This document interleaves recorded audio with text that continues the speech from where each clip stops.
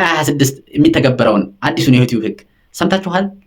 በዚህም ምክንያት በርካቶችን ክፍያ እንዲያገኙ ያደረገ፣ ከፊሎችን ደግሞ ከስራ ውጭ እንዲሆኑ ያደረገ አዲስ የዩቲዩብ ህግ በ2026 ሊተገበር ታስቧል። በዚህ የዩቲዩብ ህግ በርካቶችን ችግር ላይ የጣለ ህግ ነው። ሰላም የማይንድ ዩቲዩብ ቤተሰቦች እንደምን ቆያችሁ? በዚህ ቪዲዮ አዲስ የዩቲዩብ ህግ የወጡትና በ2026 ሊተገበሩ የተዘጋጁትን ይዤላችሁ መጥቻለሁ። በዚህ ህጎች ምክንያትም በርካቶች ክፍያ እንዲያገኙ የሚያደርግ፣ ከፊሎችን ደግሞ ከስራ ውጭ በዩቲዩብ የሚሰሩ የነበሩትን ከስራ ውጭ ያደረገ ህግ ነው። የወጡትን እያንዳንዱን አዲሶችን ህጎች እናያለን። ተከታተሉ። የመጀመሪያው የአዲስ ሊተገበር የታሰበው በ2026 አዲስ ሊተገበር የታሰበው የዩቲዩብ ህግ ኤአይ ጀነሬትድ ኮንተንት፣ በኤአይ ጀነሬት የተደረገ ኮንተንት እና ዝቅተኛ አስተዋጽኦ የታከለበትን የዩቲዩብ ቪዲዮ ክፍያ እንዲያገኙ የሚከለክል ህግ ነው። በዚህም ህግ ምክንያት ኤአይ ጀነሬትድ ከሆነ ወይንም ደግሞ ዝቅተኛ የሰው አስተዋጽኦ ያለበት ቪዲዮ እንዲሁም ተደጋጋሚነት ያላቸው ቪዲዮዎች ክፍያ እንዳያገኙ ዩቲዩብ በ2026 አውጥቷል ማለት ነው።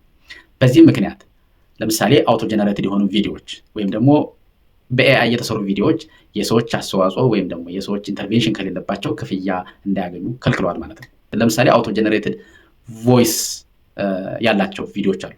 በኤአይ አማካኝነት የሚሰሩ ቪዲዮዎች አሉ።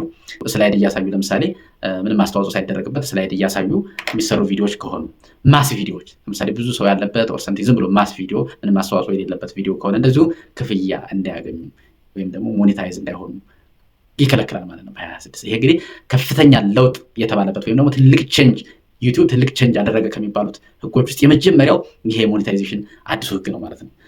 ለምሳሌ ፐብሊክ ላይ የሚደረጉ ቪዲዮዎች ዝም ብሎ የሚቀረጹ አስተዋጽኦ ክሪኤቲቪቲ የሌላቸው ቪዲዮዎች ላይከፈሉ ይችላሉ ማለት ነው። በኤአይም የሚሰሩ ቪዲዮዎች አብዛኞቹ ከክፍያ ውጭ ሆነዋል ማለት ነው።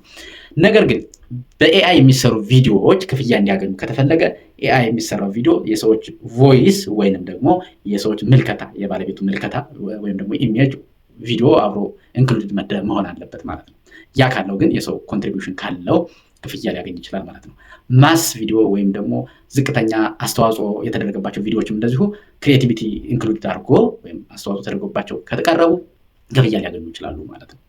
ሁለተኛው ህግ የሚባለው ደግሞ ሞኔታይዜሽን በ2026 ድሮ እንደነበረው ሳይሆን ከበድ ያለና ጠንከር ያለ ህጎችን ይተገበራሉ ማለት ነው። ይህም ምንም እንኳን ይጥበቅ እንጂ ፌር ነው የሚሉ ሰዎችም አሉ። ፌር እና ተገቢነት ያለው ነው ይላል። በዚህም ምክንያት ዩቲዩብ የሚከፍለው ኦሪጂናል ለሆኑ ቪዲዮዎች፣ ትምህርታዊ ለሆኑ ቪዲዮዎች፣ ስቶሪ ቴሊንግ ለሆኑ እና ፈጠራ የታከለባቸው ቪዲዮዎች ከሆኑ ብቻ ነው የምከፍለው የሚል ህግ አውጥቷል ማለት ነው። ይህ እንግዲህ ከዛ ውጭ የሆኑት በርካቶቹ ቪዲዮዎች ክፍያ ሊያገኙ ይችላሉ ማለት ነው። ድሮ እንደነበረው ማንኛውም ቪዲዮ ብትሰራ ቪው ካገኘ ወይም ደግሞ ኦዲየንስ እንትን ካለው ክፍያ ይገኝ ነበር። በ2026 እንግዲህ እነዚያ ቪዲዮዎች ክፍያ ያገኙ ማለት ነው። የግድ ሰዎቹ የራሳቸውን አስተያየት፣ ፈጠራ፣ ችሎታ ማሳየትና ብዙ ልፋት የሚፈልግ ክፍያውም ደግሞ ድሮ ከነበረው ለየት ያለ ይሆናል ተብሎለታል።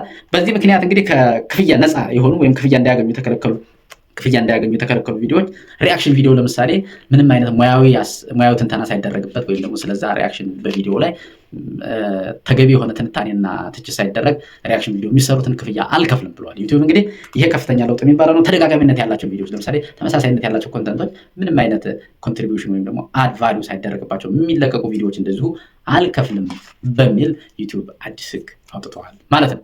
እንግዲህ በጣም ሌላ መሰረታዊ እና ትልቅ ስር ነቀል ለውጥ የሚባለው የዩቲዩብ ህግ ነው ማለት ነው።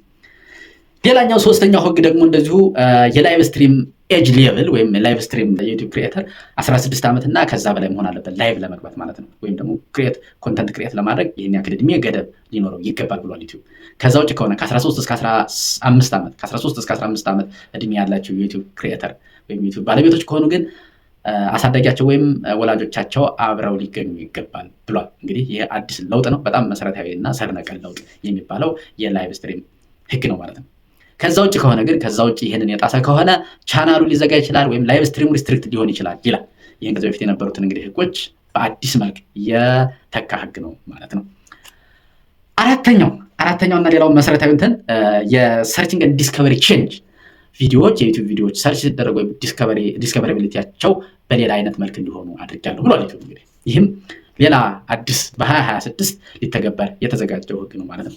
ይህም ዲስከቨር የሚደረጉት ወይም ሰርች ሲያደርጓቸው በቀላሉ የሚገኙት ቪዲዮዎች የመጀመሪያው ዋች አወር ከፍተኛ ያለው ዋች አወር ከፍተኛ ቪው ሳይሆን ዋች አወሩ ከፍተኛ ያለው መሆን አለበት ይላል ዩቲዩብ። እንግዲህ ይሄ ከዚህ በፊት አሁን ቪው ከፍተኛ ያለው ነበር ለብዙ ሰዎች ሰጀስት የሚደረገው።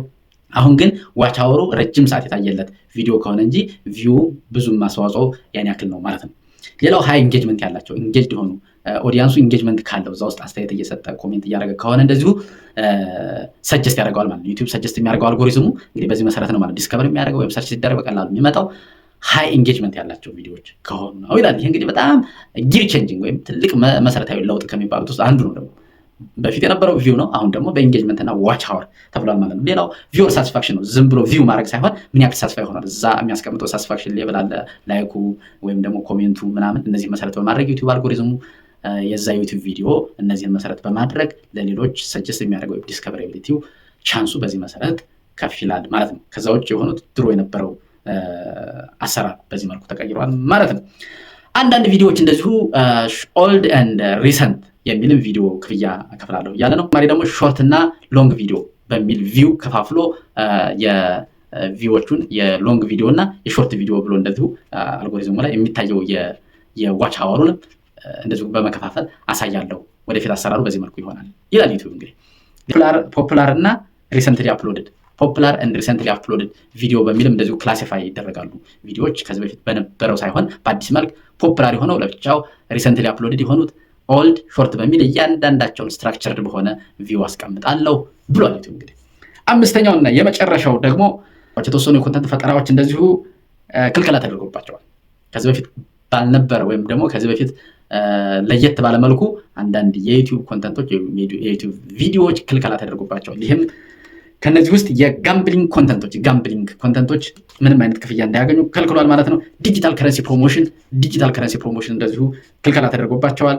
ግራፊክ እንደ ቫዮለንስ ጌሚንግ ፉቴጅ፣ እነዚህም የቫዮለንስ ጌሚንግ ፉቴጅ ያላቸው ከሆኑ ወይም ደግሞ ግራፊክ የተለያዩ ዲጂታል ከረንሲ ፕሮሞሽን ለምሳሌ ክሪፕቶ ከረንሲ ምናምን፣ ይሄ የዲጂታል ክሪፕቶ ከረንሲ ፕሮሞሽኖች እንደዚሁ ላልከፍል እችላለሁ የሚል እንግዲህ ስፔሲፊካሊ ዲጂታል ከረንሲ ፕሮሞሽን ብቻ በሚል ነው ያስቀመጣቸው። የትኞቹን እንደሆነ አልተዘረዘሩም። እነዚህ እንግዲህ በሙሉ ወደ 5 የሚሆኑት መሰረታዊ ህጎች በርካታ ቻናሎች ላይ ተጽዕኖ የሚያደርሱ አከፋፈሉ፣ ቪው ሰጀስት የሚያደርገው አብዛኛው ነገር አሁን ገና ከወዲሁ ለውጥ አምጥቷል። በዚሁ በ2026 ከገባ ጀምሮ አሁን ብዙ ለውጦች እየመጡ ነው እና እነዚህ በጣም ትልቅ ለውጥ በዩቲዩብ ቻናሎች ላይ ትልቅ ለውጥ የሚያመጡ ህጎች ናቸው። ይህ እንግዲህ በ2026 ዩቲዩባችንን እንዲያድግ ከፈለግን ሁላችንም ዩቲዩብ ቻናሎቻችን ለማሳደግ ከፈለግን በእነዚህ ህጎች መሰረት አድርገን መሆን ይገባዋል ማለት ነው። በ2026 ዩቲዩብ እንግዲህ በጣም ያተኮረበት ነገር ምንድን ነው? ከፍተኛ ፈጠራ የታከለበት ቪዲዮዎች፣ ሪል ቫሉዌብል የሆኑ አዳዲስ ክሪኤሽኖች እንደሚያበረታታ ዩቲዩብ አዲሱ ህግ ላይ አካተዋል ማለት ነው። በዚህ መሰረት እንግዲህ አዲሱ ህግ ብዙ ቻናሎች ላይ ኢምፓክት ስለሚያመጣ እነዚህን ኢምፓክቶች ግንዛቤ በማድረግ ዩቲዩብ ቻናላችንን አዳዲስ ፈጠራዎች፣ አዳዲስ ቪዲዮዎች፣ አዳዲስ ነገሮችን በመፍጠር ማሳደግ እንደሚቻል እና ዩቲዩብ ሽልማት እንደሚሰጥ አስቀምጧል ማለት ነው። ይህ ነው በ2026 እንግዲህ የተገበረ የታሰበው ህጎች። ይህ ቪዲዮ ከተመቻችሁ ላይክ፣ ሼር፣ ሰብስክራይብ በማድረግ ቤተሰብ ሁኑ እንላለን። የዛሬው ቪዲዮችን በዚህ ይጠናቀቃል። ስለተከታተላችሁን በጣም እናመሰግናለን። በሌላ ቪዲዮ እስከምንገናኝ ባይ ባይ።